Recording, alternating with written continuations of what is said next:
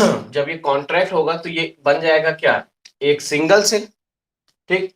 अब एक चीज और जानिए, ये जो प्लाज्मोगैमी का प्रोसेस है ये हमेशा हैप्लॉइड सेल में होता है। हैप्लॉइड मीन्स क्या होता है, हैप्लॉइड और डिप्लॉइड, ये दो पर्टिकुलर फेजेस होती हैं एक ऑर्गेनिज्म में। ठीक। अब ये दो फेजेस एक्चुअल में है क्या चीजें, पहले वो भी जान लेते हैं कि एक्चुअल में ये हैप्लॉइड और डिप्लॉइड है क्या चीज। इसको मैं इरेज करता हूं, फिर से बताता हूं। देखिए हम लोग जो है यानी ह्यूमन बॉडी जो है वो हैप्लॉइड स्टेज में है।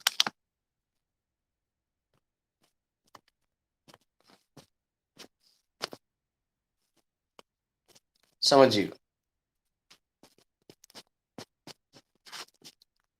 हमारी बॉडी में नंबर ऑफ क्रोमोसोम कितने होते हैं बताइए।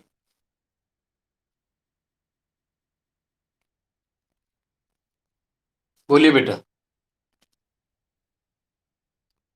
46 या 23 पेयर, ये पता है आप लोग को। अब देखिए ये जो 23 इन पेयर है, पेयर मीन्स क्या होगा, 2n कंडीशन। क्या कंडीशन है, 2n condition. 2n condition means होता है डिप्लॉइड, यानी जब डबल के फॉर्म में हो, जैसे ह्यूमन बॉडी का। अच्छा आप लोग कभी डीएनए टेस्ट की रिपोर्ट देखे हो।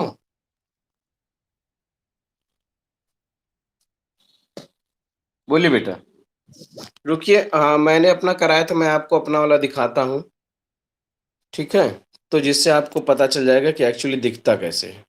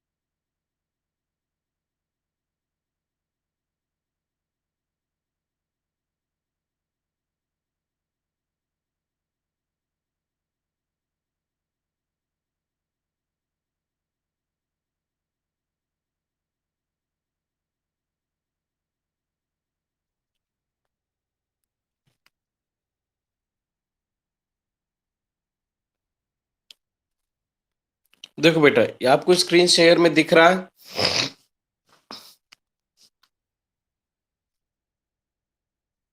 बोलिए बेटा। देखिए पेशेंट का नेम, मेरा नाम दिया गया है। अब हमने अपना जो पर्टिकुलर डीएनए का टेस्ट था वो 17 अक्टूबर को कराया था। ठीक है, क्रोमोसोमल एनालिसिस के लिए। अब ये आपको स्क्रीन पे दिख रहा होगा मेरे डीएनए का स्ट्रक्चर, यानी हमारे क्रोमोसोम का स्ट्रक्चर। चलो अब देखिएगा यहाँ पे देखिए आपको क्या दिख रहा है, आप अपना ऑब्जर्वेशन बताइए।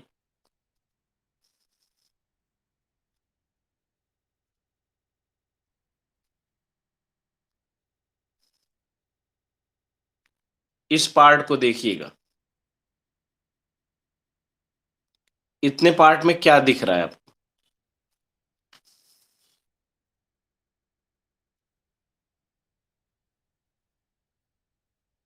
बताइए।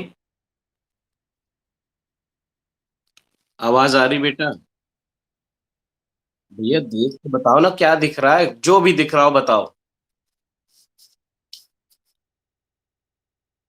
अरे कुछ तो दिख रहा होगा इसमें। अरे भाई, जैसे अगर आप दीवार पे कुछ बना देखते तो क्या बताते हो, कोई डिजाइन देख के पहचान जाते हो ना कि हाँ यही चीज बना है या ऐसा दिख रहा है।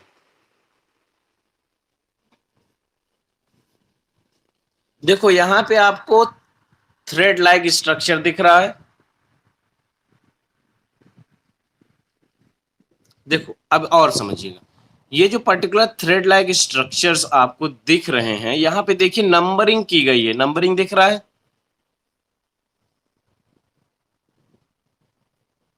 बोलो भैया हाँ या ना। नंबरिंग दिख रही है, 1 2 3 4 5 करके, ऐसे करके 22 दिख रहा है ना।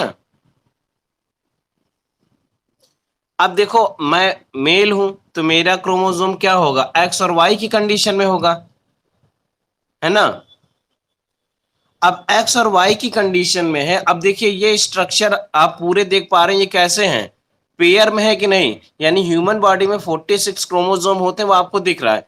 1 2, जैसे 1 में 2 है, 2 में 2 है, 3 में 2 है, ऐसे करके 22 तक क्या है, 22 में 2 तक है। अगर आपने क्लास 10 में पढ़ा हो कि ऑटोसोम्स जो होते हैं वो कितने नंबर से कितने नंबर के क्रोमोसोम को कहा जाता है,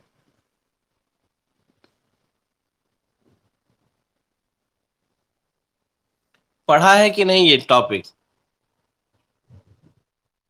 भैया क्लास 10 में पढ़ाया गया था, from chromosome number 1 to 22 pair of chromosome हमारे कहलाते हैं ऑटोसोम, जो हमारे सोमैटिक कैरेक्टर को डिसाइड करते हैं।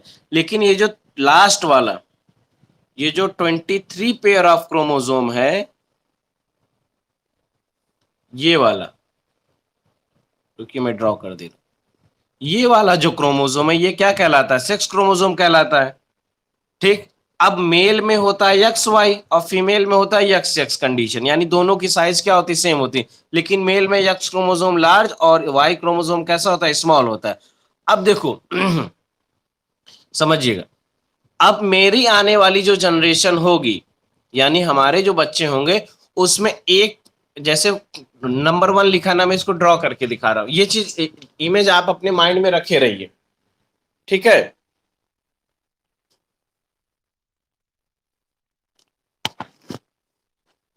देखो दिया कैसे गया, यही 23 पेयर ऑफ क्रोमोसोम का ऐसे ऐसे दिया गया है ना, टिल ये, यानी यहाँ पे 22 दिया गया, ये एक्स है और ये वाई है, ऐसे दिया गया है ना, 1 2 3 ऐसे करके टिल 22। अब देखो, जैसे आपको पता है कि जो हम लोग ह्यूमन बॉडी बनी हुई है, उसका मतलब क्या है कि एक क्रोमोसोम हमें किससे मिला है, फादर से मिला, और दूसरा क्रोमोसोम किससे मिला है, मदर से मिला है, ये पता है ना। अब अगर ये पर्टिकुलर मदर और फादर से मिला हुआ है, तो आने वाली मेरी जो जनरेशन होगी, उसमें जो स्ट्रक्चर मिलेगा, पहला जो पेयर होगा उसका स्ट्रक्चर ये होगा, और दूसरा वाला जो इसका पेयर होगा वो हमारी वाइफ वाला होगा ना।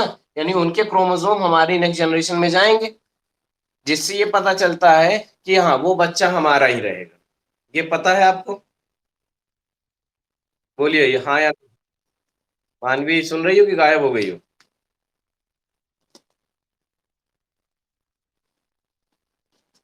मानवी गई लगता है, सो गई। मानवी जग जाओ।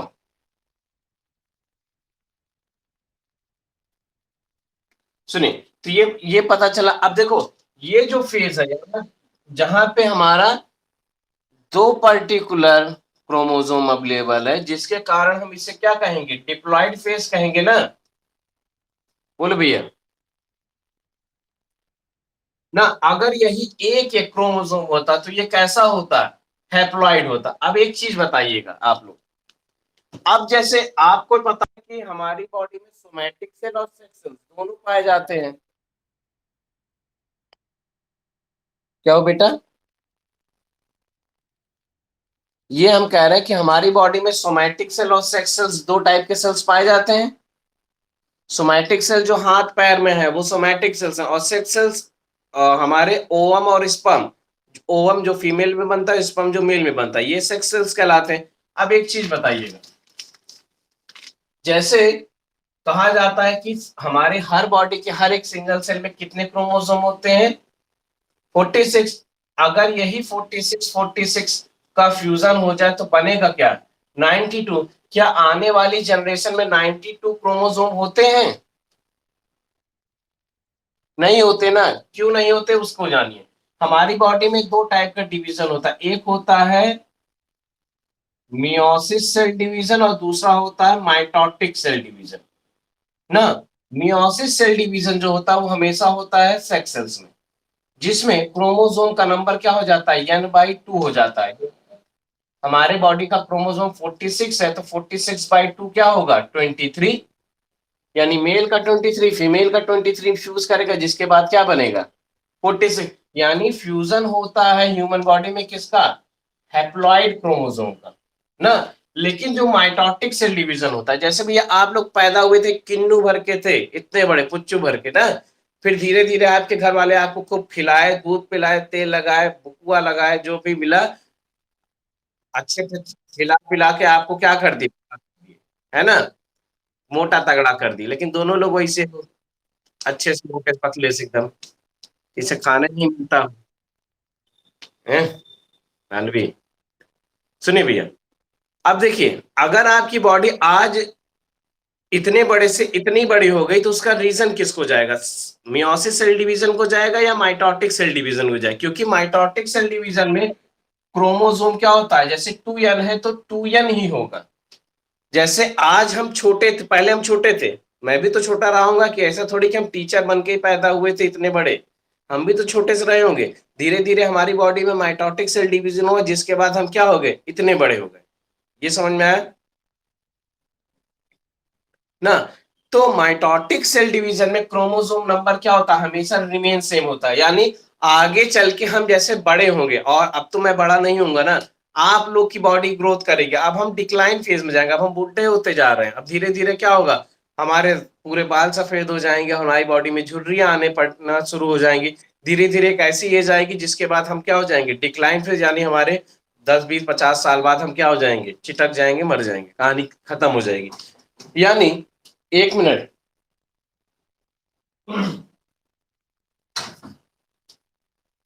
सुनिए, जो मियोसिस सेल डिवीजन होता है ये लिमिटेड पीरियड ऑफ टाइम में होता है, जिसके कारण से क्रोमोसोम का नंबर हाफ होता है। अब हाफ नंबर ऑफ क्रोमोसोम और half number of chromosome sex cells का फ्यूज होके क्या बनाएगा, एक जाइगोट का फॉर्मेशन करेगा। वो जाइगोट आगे डेवलप करके मेरे जैसे आपके जैसे ह्यूमन बॉडी या किसी एनिमल सेल का फॉर्मेशन करेगा, जो कि हैप्लॉइड फेज, यानी दो हैप्लॉइड जब मिलेंगे तो क्या बनेगा, डिप्लॉइड बनेगा। देखिए ये तो ह्यूमन बॉडी में हो गई, अब हम इसको फंजाई से कोरिलेट करते हैं। देखिए पहले आपने पढ़ा था क्या, तीन टर्म आपने स्टार्ट किया था। एक आपने शुरू किया था प्लाज्मोगैमी ना, दूसरा पढ़ा था आपने कैरियोगैमी, और थर्ड वन आपका है मियोसिस। ये तीन चीज है ना। पहला आपने पढ़ लिया प्लाज्मोगैमी। प्लाज्मोगैमी मीन्स क्या होता है, फ्यूजन ऑफ टू प्रोटोप्लाज्म, यही पढ़ा है। अब देखिए यहां पे हमने कहा कि दो हैप्लॉइड सेल मिले, यानी प्लाज्मोगैमी के प्रोसेस में हमारे दो हैप्लॉइड सेल मिल गए। अब ये हैप्लॉइड सेल मिलके क्या बनाएंगे, डिप्लॉइड न बनाएंगे। अब ये जब डिप्लॉइड बनेगा, तो यहाँ पे धीरे धीरे डेवलप होके दो न्यूक्लियस का फॉर्मेशन होगा, न्यूक्लियस का फॉर्मेशन होगा, मोर देन वन न्यूक्लियस का। अब ये न्यूक्लियस जब फ्यूजन करेंगे, यानी fusion of nucleus, fusion of nucleus is known as karyogamy. क्योंकि कैरियो मीन्स होता है न्यूक्लियस और गैमी मीन्स फ्यूजन, यानी fusion of nucleus is known as karyogamy. जब ये कैरियोगैमी बनेगा, तो न्यूक्लियस हमारा कैसा रहेगा, डिप्लॉइड रहेगा ना। अब ये डिप्लॉइड न्यूक्लियस कैसा होगा, 2n+2n बनेगा क्या, 4n ना। लेकिन मियोसिस में क्या हो जाता है, n/2 हो जाता है, यानी 4n/2, ठीक, या 2n/2। ऐसी कंडीशन में आने वाला ऑर्गेनिज्म कैसा होगा, हैप्लॉइड होगा ना। अब इसको स्ट्रक्चर के फॉर्म में देखते हैं, पहले और देखते हैं। चलो मान के चलते हैं कि एक ऑर्गेनिज्म था बेसिडोस्पोर, इसका नाम क्या है, बेसिडोस्पोर, जो कि कैसा है, एक हैप्लॉइड स्ट्रक्चर ना। अब ये हैप्लॉइड स्ट्रक्चर क्या करेगा, अपने स्पोर्स का फॉर्मेशन करेगा ना। अब ये स्पोर्स दिख रहा है भैया अच्छे से कि नहीं दिख रहा, तो हम इसको और डार्क कर देते हैं। इसकी जितनी भी पॉसिबल प्रोबेबिलिटी होगी समझने की, हम आपको पूरा डायग्राम के थ्रू ट्राई करते हैं कि आज आपको समझ में आ जाए। फिर आपसे भी पूछेंगे, आपको जवाब देना पड़ेगा, इसके लिए भी तैयार रहिएगा। एक दो बार आप समझ लीजिए, जब समझ में आ जाए तब बताइए। तो ये बेसिडोस्पोर क्या करेगा, स्पोर का फॉर्मेशन करेगा। अब स्पोर्स आगे चल के क्या बनाएंगे, हाइफी बनाएंगे, क्योंकि जो फंगस की यूनिट होती है उसको क्या कहते हैं, हाइफी कहते हैं। अब ये हाइफी आपस में क्या करेंगे, प्लाज्मोगैमी करेंगे। क्या करेंगे, प्लाज्मोगैमी। अब प्लाज्मोगैमी करेंगे तो ये जो हैप्लॉइड हैप्लॉइड है आपस में क्या करेगा, फ्यूज करेगा। फ्यूज करने के बाद एक बड़े माइसीलियम का क्या करेगा, फॉर्मेशन। बड़े माइसीलियम का जो फॉर्मेशन होगा वो n प्लस n मीन्स क्या हो जाएगा, 2n होगा। अब देखो यहां पे क्या था, डिप्लॉयड था या हैप्लॉइड था, हैप्लॉइड। यानी when two haploid spores fuse together they form diploid spore। ठीक, ये डिप्लॉयड बना। अब ये डिप्लॉयड स्पोर्स अपने आप को क्या करेगा, डेवलप करेगा। डेवलप करने के बाद ये बनाएंगे मल्टीपल फॉर्म्स ऑफ न्यूक्लियस। जब ये मल्टीपल फॉर्म्स ऑफ न्यूक्लियस बनाएंगे तो यहाँ पे क्या होगा, nucleus fusion. Fusion of nucleus, fusion of nucleus क्या कहलाता है, कैरियोगैमी। सृष्टि समझ में आ रहा है कि नहीं। अब कैरियोगैमी अपने में क्या करेगा, मियोसिस करेगा। मियोसिस करने के बाद ये फिर से क्या बनाएंगे, सेम स्ट्रक्चर का फॉर्मेशन करेंगे। लड्डू ब्रो, फिर से समझिएगा। पहले हमारा एक ऑर्गेनिज्म है जो कि क्या है, बेसिडोस्पोर या बेसिडोफिल्स। ठीक, ये बेसिडोफिल्स क्या प्रोड्यूस करेंगे, स्पोर्स। ये स्पोर्स आगे चल के डेवलप होके क्या बनाएंगे, हाइफी। और हाइफी कैसा स्ट्रक्चर है, ये हैप्लॉइड जब आपस में प्लाज्मोगैमी करेंगे तो प्लाज्मोगैमी के बाद रिजल्टेंट हमारा क्या बनेगा, डिप्लॉयड। डिप्लॉयड हाइफी बनेगा या माइसीलियम बनेगा। ये माइसीलियम जब डेवलप होगा तो क्या करेगा, ये कैरियोगैमी के थ्रू एक अपने डिप्लॉयड न्यूक्लियस का क्या करेगा, फॉर्मेशन। ये डिप्लॉयड न्यूक्लियस मियोसिस के रिजल्टेंट क्या बनाएगा, बेसिडोस्पोर्स का फॉर्मेशन करेगा। कुछ पल्ले पड़ा, फिर से समझिए, जब तक ना आए समझिए। सबसे पहले एक ऑर्गेनिज्म है जिसे कहा गया बेसिडोफिल्स। बेसिडोफिल्स क्या प्रोड्यूस करेंगे, स्पोर्स। क्या स्पोर्स आगे चल के डेवलप होके क्या बनाएंगे, और हाइफी आगे चल के क्या बनाएंगे,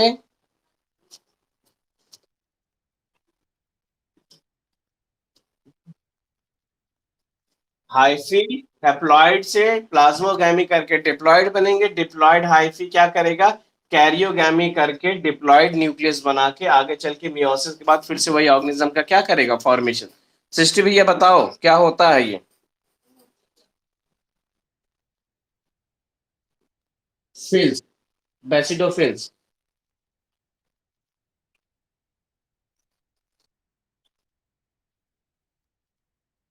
हाँ, एक बार और समझिए, पहले एक बार और अच्छे समझ लीजिए। फिर एक फंगस है जिसका नाम क्या है, बेसिडोफिल्स। अब ये बेसिडोफिल्स फेवरेबल या अनफेवरेबल कंडीशन में क्या करेंगे, स्पोर्स का फॉर्मेशन करेंगे। स्पोर्स जब फेवरेबल कंडीशन में डेवलप होगा तो वो हाइफी बनाएगा।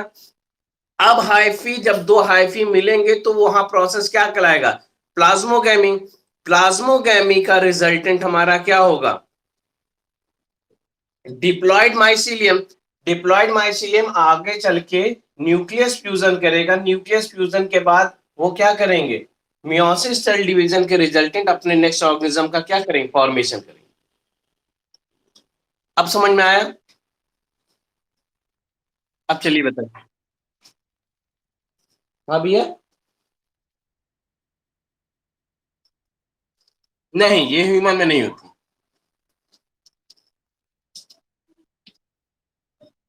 देखिए, ये सेक्सुअल मोड ऑफ रिप्रोडक्शन है। आपने क्लास 10 में पढ़ा होगा ना कि सेक्सुअल मोड ऑफ रिप्रोडक्शन में पर्टिकुलर सेक्सेस फ्यूज होते हैं, लेकिन यहाँ क्या हो रहा है, सेक्सेस का फ्यूजन नहीं हो रहा है। ये जनरली हमारे स्पोर्स प्रोड्यूस हो रहे हैं। ह्यूमन बॉडी की मैकेनिज्म अलग है। अब बता पाओगे? चलो बताओ।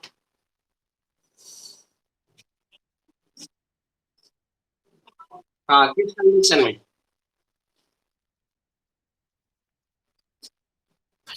नहीं, हम पूछ रहे कंडीशन क्या होगी, फेवरेबल होगी या अनफेवरेबल होगी? हाँ, फिर बताइए।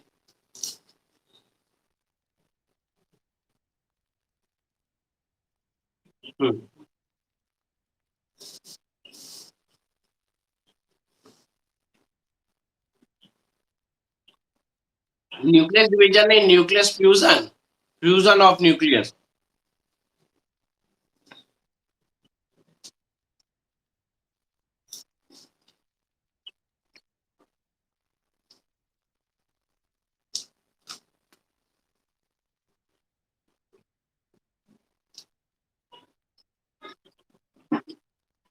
और मियोसिस भैया क्या है? ये मियोसिस, ये सेल डिवीजन है भैया। सेल डिवीजन का मतलब पता है? When one cell divide itself into two part, यानी एक सेल अपने आप को टू और मोर देन टू पार्ट में डिवाइड करे, वो हमारा सेल डिवीजन है। ह्यूमन बॉडी में हर 19 आवर के बाद, यानी छोटे बच्चों में हर 19 आवर के बाद क्या होता है, सेल डिवीजन होता है। लेकिन जैसे जैसे एज इंक्रीज होती जाती है, वैसे सेल डिवीजन का टाइम क्या होता है, डिले होता जाता है। देखिए, जैसे छोटे बच्चों में देखा जाए, छोटे बच्चों में ग्रोथ होती है, तो हम ह्यूमन बॉडी जो एक डेवलप ह्यूमन बॉडी, उससे क्या होती है, बहुत ज्यादा होती है। जैसे हम लोग की बॉडी में, या हमारे आपकी बॉडी में देखा जाए कि अगर ग्रोथ रेट देखा जाए तो छोटे बच्चों की कंपैरिजन में क्या होगा, बहुत ही कम होता है। छोटे बच्चे बहुत जल्दी बड़े होते हैं, लेकिन जो एक पर्टिकुलर एज को गेन कर लेते हैं, उनकी बॉडी में ग्रोथ नहीं होता। उसका रीजन क्या है कि माइटोटिक सेल डिवीजन जो है, जो हमारी बॉडी को ग्रो कराता है, वो धीरे धीरे क्या होता है, एक्सटेंड होने लगता है। यानी पहले 19 आवर, 20 आवर, 25 आवर, फिर 48 आवर्स तक पहुंच जाता है। और यही आगे चल के बुढ़ापे में चेंजेस आते हैं, कि वो धीरे धीरे एज फैक्टर के कारण हमारी बॉडी क्या होती है, डिक्लाइन फेज में चली जाती है। लेकिन माइक्रो ऑर्गेनिज्म, माइक्रोस्कोपिक ऑर्गेनिज्म जैसे फंजाई, बैक्टीरिया, ये सारे, इनकी बॉडी में केवल क्या काम है, क्या इनको किसी अदर टाइप की मेटाबॉलिक एक्टिविटी परफॉर्म करनी, इनको स्कूल जाना है, या इनको कपड़ा धोना है, या कोई अदर एक्टिविटी परफॉर्म करना है? बिल्कुल नहीं करना है। इनका काम केवल एक है, न्यूट्रिशन गेन करो और अपने नंबर को क्या करो, मल्टीप्लाई करो। न्यूट्रिशन गेन करो, अपने नंबर को मल्टीप्लाई, कंटिन्यूअस यही प्रोसेस करते हैं। तो इसके कारण से ये जो बेसिडोफिल्स है, पहले अपने स्पोर का फॉर्मेशन करेगा फेवरेबल कंडीशन में, और फेवरेबल कंडीशन आने के बाद ये बनाएंगे अपना क्या, हाइफी, यानी डेवलप स्ट्रक्चर। ये है हाइफी, जो हैप्लॉइड स्ट्रक्चर है, प्लाज्मोगैमी के रिजल्टेंट अपने क्या बनाएंगे, एक डिप्लॉइड स्ट्रक्चर, यानी डिप्लॉइड यहाँ पे माइसीलियम का फॉर्मेशन करेंगे। ये माइसीलियम आगे चल के क्या करेंगे, कैरियोकाइनेसिस करेंगे, या कैरियोगैमी करेंगे, सॉरी कैरियोगैमी करेंगे, यानी फ्यूजन ऑफ टू न्यूक्लियस। जिसके बाद ये बनाएंगे क्या, एक डिप्लॉइड स्ट्रक्चर। ये diploid structure meiosis cell division करके अपने आप को फिर से क्या बनाता है? नहीं, कुछ जैसे हमारा बैक्टीरिया है या फंजाई है, उसी में केवल ये होता है, सारे में नहीं।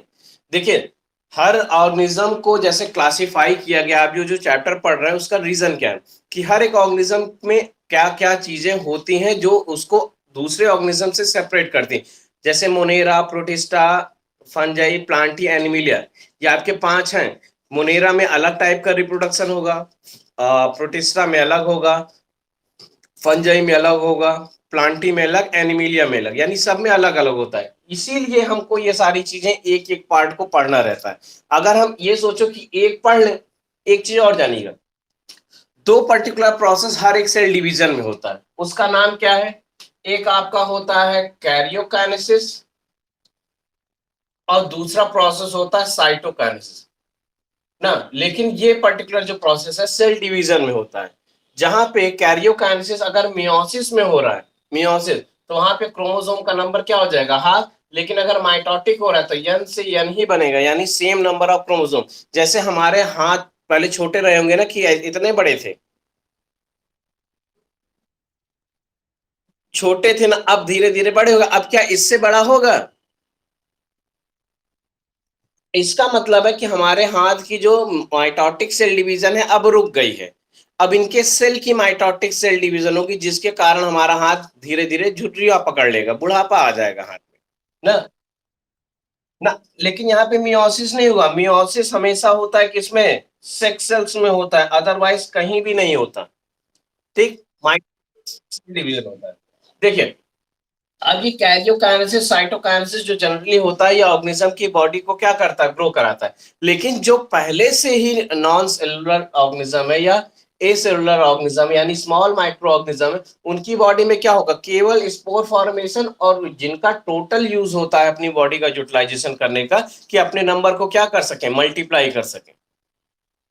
ठीक, मल्टीप्लाई अगर ये ना कर पाए तो इनकी स्पीसीज क्या हो जाएगी, खत्म हो जाएगी। क्यों खत्म हो जाएगी, क्योंकि ये फेवरेबल कंडीशन और अनफेवरेबल कंडीशन के बिटवीन रहते हैं।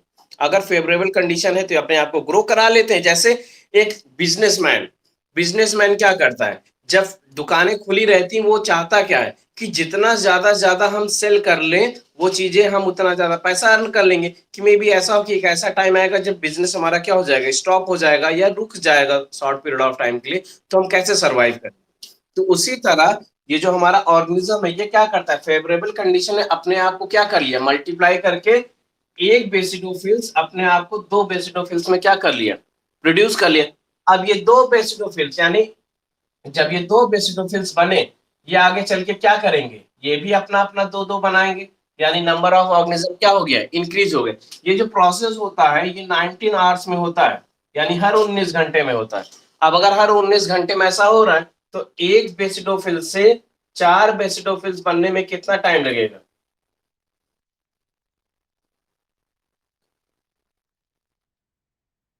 एक बेसिडोफिल यानी एक ऑर्गेनिज्म से फोर ऑर्गेनिज्म बनने में कितना टाइम लगेगा, 19 आवर। अब अगर 2 दिन में कंप्लीट कर लिया जाए तो 2 दिन में कितना बनाएंगे, कम से कम 8। हाँ, ये एक बनाया, तो ये जानिए कि पर्टिकुलर अर्थ पे बहुत टाइप के, यानी बहुत वाइड रेंज में माइक्रोस्कोपिक ऑर्गेनिज्म यानी फंगस वगैरह अवेलेबल है, मैक्रोस्कोपिक। ये macroscopic organism with in hours, जैसे आप ये देखिए, फ्रिज वगैरह में हम कोई ऐसा फूड सब्सटेंस रख दें जो कि वेट हो, गीला हो, तो देखिए अगर 1-2 दिन हम ना देखें तो उसमें क्या लग जाता है, फंगस लग जाता है, लग जाता है कि नहीं लग जाता है ना। तो वो क्या होता है, वो अपनी लाइफ साइकिल को कंप्लीट करते हैं, रिप्रोडक्शन प्रोड्यूस परफॉर्म करते हैं, जिसके कारण उनके नंबर क्या हो जाते हैं, मल्टीप्लाई हो जाते हैं। मल्टीप्लाई होने के बाद देखिए, पूरे पर्टिकुलर अचार हो, सिरका हो, मुरब्बा हो या जैम जेली बटर हो, उन पे फंगस लग जाता है, इवन ब्रेड पे भी लग जाता है। तो वो क्यों होता है, इस पर्टिकुलर मियोसिस सेल डिवीजन कारण। ये अगर लाइफ साइकिल ना परफॉर्म करे तो ऑर्गेनिज्म क्या हो जाएगा, खत्म हो जाएगा, अर्थ में मिलेगा ही नहीं। लेकिन फेवरेबल और अनफेवरेबल उसके बाद ये अपनी लाइफ साइकिल परफॉर्म करके अपने नंबर को क्या करते हैं, मल्टीप्लाई करते रहते हैं कंटिन्यूसली। अब समझ में आया। एक तरीका तो ये था, अब दूसरा तरीका समझिए। मानवी भैया, ये तरीका समझ में आ गया।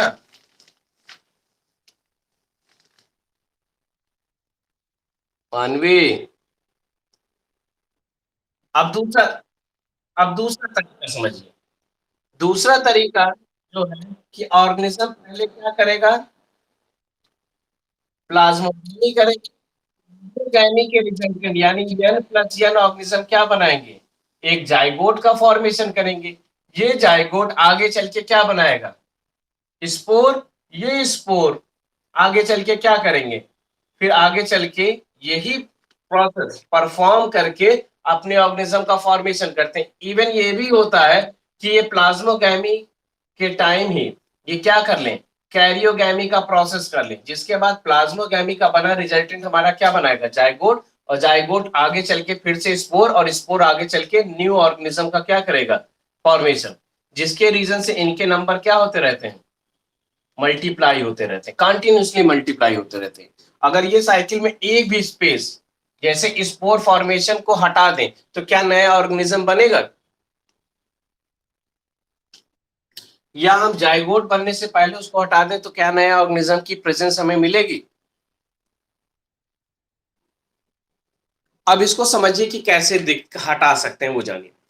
कि जैसे हम लोग डिसइंफेक्टेंट का यूज करते हैं, फिनाइल का या किसी भी टाइप के अदर मटेरियल का, जब यूटिलाइजेशन करते हैं तो एक्चुअल में होता क्या है कि हम एक पर्टिकुलर लाइफ साइकिल की उनकी एक फेजेस को हटा देते हैं। यानी फंगस लगा या एल्गी लगी, उसको हम क्या करें, स्क्रैच करके हटा दिए। स्क्रैच करके जब हटा दी तो उनकी एक लाइफ साइकिल का एक पार्ट क्या हो गया, खत्म। जब खत्म हो गया, क्या नया ऑर्गेनिज्म की प्रेजेंस वहां पे देखी जाएगी? नहीं देखी जाएगी। तो ऐसी कंडीशन में क्या होगा कि इन फ्यूचर केस अगर फिर से वहां पे वाटर की अवेलेबिलिटी या स्पोर्ट्स की अवेलेबिलिटी आई, एयर के थ्रू या किसी के थ्रू, वाटर के थ्रू, तो वो स्पोर्ट्स अपने आप को क्या करेंगे, न्यू ऑर्गेनिज्म का फॉर्मेशन कराएंगे, जो फिर से क्या स्टार्ट कर देगा, प्लाज्मोगैमी और कैरियोगैमी। फिर रिजल्टेंट हमारा ये ऑर्गेनिज्म क्या होता, बनता रहता है, जिससे ऑर्गेनिज्म के नंबर क्या होते हैं, स्प्रेड होते चले जाते हैं। यानी धीरे धीरे क्या होता रहता है, इनलार्ज होता रहता है। और एक चीज और जानिए, जो फंगस है या कोई अदर ऑर्गेनिज्म यानी माइक्रोस्कोपिक ऑर्गेनिज्म, इनका हमारे लाइफ पे बहुत ही इंपॉर्टेंट रोल प्ले होता है। पता है कैसे? अब देखिए, ये जो एल्गी होती है जो पर्टिकुलर पॉन्ड में पाई जाती है, तालाबों में, वो क्या करती है, अर्थ के 30% कार्बन डाइऑक्साइड को क्या करती है, एब्जॉर्ब करती है। यानी जो हमारे प्लांट है वो तो 70% कर रहा है, लेकिन आपने ये भी सुना होगा कि जो वर्ल्ड के यानी अर्थ के टोटल प्लांट है उनकी जो रिक्वायरमेंट है वो 33.33% एक्चुअल रिक्वायरमेंट से क्या है, लेस है, कम है। कि हमको जितना प्लांट चाहिए उससे उनका अमाउंट क्या है, 33.33% कम है। जैसे सपोज करो कि हमको 10 प्लांट चाहिए, 10 प्लांट में हमारे पास केवल कितना है, 7 प्लांट है, यानी 3 प्लांट अभी भी लेस है कि नहीं लेस है? अब 3 प्लांट जब लेस है तो ऐसी कंडीशन में इनका रोल प्ले कौन करता है, एल्गी, जो क्या करेगा, हमारे अर्थ की 30% कार्बन डाइऑक्साइड को यूटिलाइज कर लेगा ना। लेकिन हम लोग क्या करते हैं कि अगर कहीं एल्गी यानी काई लग गई, उसको स्क्रैच करके क्या कर देते हैं, निकाल देते हैं। लेकिन ये जानी स्क्रैच करके निकाल देते हैं, इसलिए निकाल देते हैं कहीं हम स्लिप करके गिर ना जाए। कहते हैं ना, गिरने के बाद भैया लड्डू पा गए, गिर गए, मजा आ गया, चिढ़ाते होगे ना, कभी कोई गिरता होगा घर उनमें, बोलिए। कहते हैं पैसा पा गए, पैसा उठा लिए। तो जो पैसा उठाने वाला एजेंट है वो क्या है, एल्गी, जो हमारे लिए बेनिफिशियल एस्पेक्ट्स में क्या कर रहा है, 30% अर्थ की कार्बन डाइऑक्साइड को क्या कर रहा है, एब्जॉर्ब करते हुए चल रहा है। ठीक। अब इनका बेनिफिट और इनका मतलब समझ में आया कि एक्चुअल में होता क्या है, कोई दिक्कत? हम्म। हाँ इसी चैप्टर, हाँ।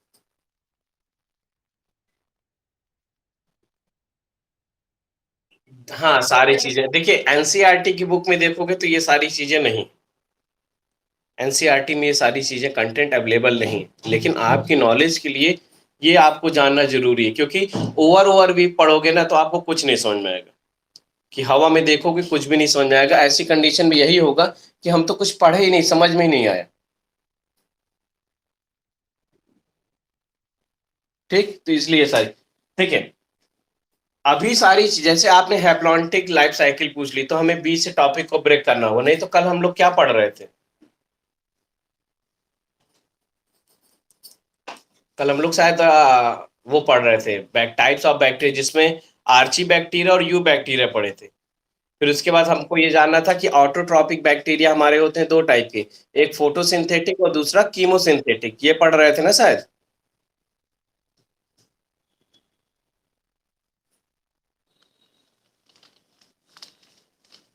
बोलिए। यही पढ़ रहे थे ना। एक हम पढ़ रहे थे ऑटोट्रॉपिक बैक्टीरिया जिसमें था हमारा क्लोरोफिल ए, जिसमें हमारा था ब्लू ग्रीन एल्गी ना, जिसे कहा जाता है बीजीए। ये क्लोरोफिल ए के कारण से ये क्या करते हैं, फोटोसिंथेसिस परफॉर्म करते हैं, जिसके कारण से ये क्या होते हैं, स्लिपरी होते हैं। जैसे आप देखिए एल्गी वगैरह जहां पाई जाती है वहां हम क्या हो जाते हैं, स्लिप करके गिर जाते हैं। उसका रीजन होता है क्या, इनका पाए जाने वाला स्लिपरी सब्सटेंस। अब ये तो ऑटोट्रॉप की बात हो गई, लेकिन अगर हेट्रोट्रॉपिक की बात करें, सॉरी ये तो हमारा हो गया फोटो ऑटोट्रॉप, लेकिन अगला आता है कीमो ऑटोट्रॉप। कीमो ऑटोट्रॉप में बताया गया था कि सर्टेन काइंड के बैक्टीरिया होते हैं जो क्या करते हैं, केमिकल सब्सटेंस, और केमिकल में कैसा, इनऑर्गेनिक। कल ऑर्गेनिक और इनऑर्गेनिक की बात की गई थी, बोलिए। तो इनऑर्गेनिक मीन्स होता है क्या, जैसे प्रोटीन सब्सटेंस हो गया या नाइट्रोजनस सब्सटेंस हो गया, इनका यूटिलाइजेशन क्या करके क्या करते हैं, अपने फूड को गेन करते हैं। जब ये अपने फूड को गेन करेंगे तो इनका न्यूट्रिशन क्या हो जाता है, कंप्लीट। और दूसरा टाइप का न्यूट्रिशन इसमें बताया गया था, heterotrophic nutrition. Heterotrophic nutrition means क्या होता है, the organism who depend upon other, जिसमें बताया गया था कि ये पैरासिटिक फॉर्म में होते हैं। पैरासाइट क्या होते हैं, बताओ भैया, पैरासाइट।